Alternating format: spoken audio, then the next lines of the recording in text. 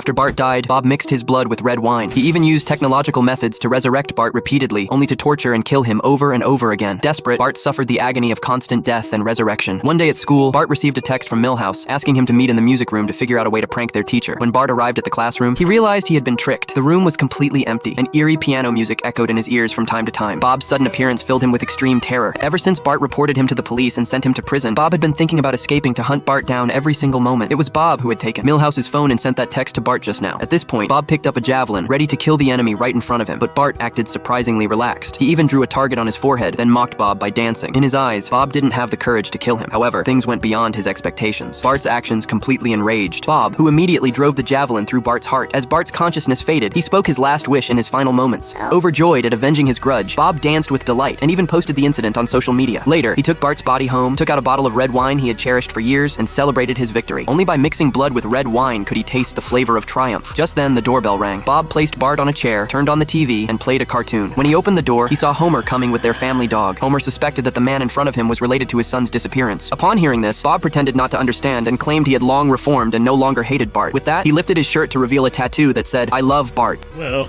I better check it out. After Homer left, Bob started playing golf. Tormenting Bart like this brought him great joy, so he placed Bart on a chair. But because Bart had been dead for too long, his body began to deflate, and the stench it gave off made Bob feel sick to his stomach. After taking his revenge, Bob was invited to work as an associate professor at a university. Every day, he faced stupid students and graded homework that was like garbage. The repetitive life made him feel bored and dull. For a moment, he thought that killing Bart might have been a mistake. It seemed that only when Bart was alive would his own life be extremely fulfilling. Hello, Bart. To resurrect Bart, Bob traveled to various places to collect materials and equipment. Even when he accidentally used the wrong potion and turned himself into a disgusting toad, he didn't give up. Once everything was ready, he took Bart to the laboratory, intending to resurrect him with electroshock therapy, and then pulled down the power switch. In the blink of an eye, Bart was actually resurrected. Bart was resurrected and killed again and again. He knew he couldn't escape death, so he insulted Bob every time he came back to life. This made Bob furious, and he beat Bart violently. He savored the pleasure of killing Bart, and every new way of doing it excited him immensely. Bob came up with all sorts of cruel tricks, and Bart suffered terribly. After trying 100 different ways to torture and kill Bart, Bob finally got bored and went back to his room to rest. At that moment, the dog, following the scent, arrived there with Lisa. After returning home, Lisa told her parents about what had happened and brought them to the place. When Homer saw Bart's state, he even thought it was quite interesting. Under Marge's scolding, Homer pulled down the power switch. After another flash of electricity, Bart was resurrected once more. Before the family could celebrate, Bob came down holding a gun. Homer launched a surprise attack and knocked Bob to the ground. Lisa picked up a broken desk lamp, fixed it a little, and handed it to Homer. In this way, Bob also experienced the pain of being beaten repeatedly. Bart mixed parts from animals with parts of Bob, wiped some snot on the mixture casually, and then pulled down the power switch. Bob was resurrected just like that. He reappeared in the classroom, but his body was made up of various animal organs. His ridiculous appearance was mocked by the students.